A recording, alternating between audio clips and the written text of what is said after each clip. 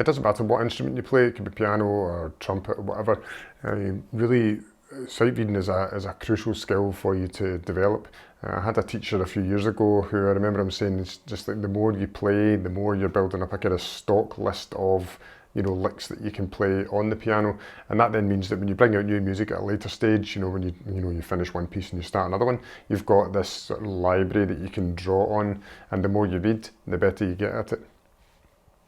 The thing is, a lot of people seem to think that sight reading's a God-given talent or something that you're born with, or it's in your DNA, but it's nothing like that really. It's just like reading any language. If you read English or whatever your language is, the more you actually read books, the better you get at it, and the older you get, the more fluent you become. And music's exactly the same. I quite often see students come along and they can play really well, but the problem is you put a new piece of music in front of them and it takes them a good few weeks to even get the notes together. So sight reading is something that I bring in every lesson. When you start sight reading, there's a few points that you should really address before you even try and play a piece. It's not a case of just putting music down in front of you and going, right, let's go. You want to analyse the music a wee bit, and today I'm just going to do something a wee bit different. I'm going to actually take a piece out of this. It's the Grade 8 ABRSM sight reading specimen test book. I didn't want to pick something that was too easy, just in case I got slated for it, but I'll pick a piece out of that, show you how I would analyse it, and then I'm going to have a bash at playing it. Now, be prepared for mistakes. It has been known for me to make many of them, so just keep watching, you'll see how that goes. Anyway, before I actually sit down and play a piece, what I'll do is I'll have a quick look through the piece. I'll look for rhythms, I'll look for pitches, pitch patterns, maybe things that repeat, it reduces the amount of information I need to take in. Other important factors, obviously, like key signatures, what sort of tempo should I play it at, what performance directions are there, should I be quiet here, should I have a ritter and a accelerando here. It's just a whole, you try and take in as much as you can in as short period of time as you can. Anyway, before I get stuck into this, if you're into sight reading or if you have problems with sight reading, please leave a comment or a question below, like the video and subscribe to the channel. You might very well unsubscribe after you hear me playing, but we'll see how that goes. Right, so what I've got is a piece here.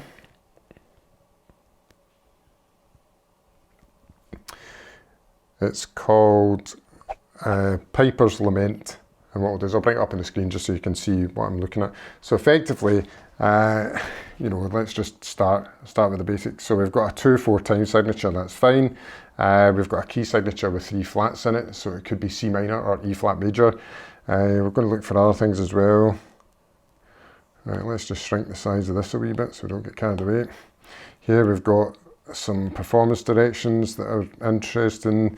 Obviously a build up in line 2 into 40 in line 3, then a sudden drop and then back up again. And then we've got our diminuendo here. This section here down near the bottom, we've actually got some interesting articulation that we want to pay attention to, even though the staccato is going over the top of the pedal. We've got the octave down mark there. Just trying to see if there's anything else that really grabs my eye. Obviously this piece doesn't look as if, it looks reasonably atonal. We've got a wee bit of ornamentation there as well. Okay, and there's a rit, and then we've got this strange finish, which may sound a bit weird, and if it does sound weird, it's because of the music. Honestly, it's not because of the way I played it. Right, so I'm going to have a wee shot at this, see how it goes.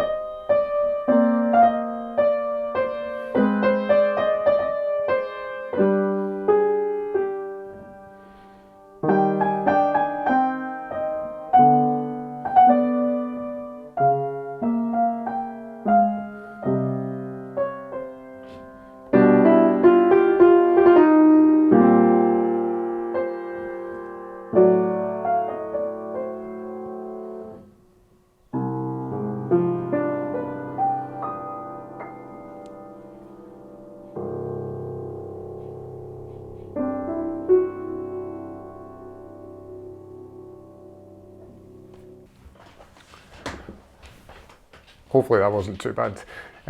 So okay, for the sharp ears and eyes amongst you, there was definitely a couple of mistakes in there, and I think that's one of the key things as well about sight reading is when you're actually just trying to, you know, crack the piece open, have a shot at it, especially if you're doing it in an exam situation, or if you're maybe playing some backing music for a singer that you've maybe never seen the music before. You want that ability to just do the performance and just keep going. If you make a mistake, just keep going and hope that nobody notices. Anyway, just one last thing I want to cover before we wrap up is, you know, where can we get sight reading materials? So I personally, I'm quite lucky because I teach, so I've got students that are getting new music all the time, so that keeps my reading reasonably sharp.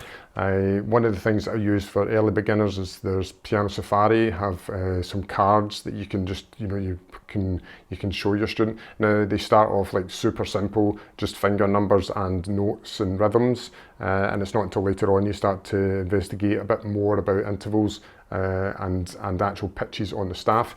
The Pianist magazine has like loads and loads of music in it every month, I think it comes out, and just generally having an unhealthy habit of buying far too much music gives me plenty of opportunity to do some sight reading.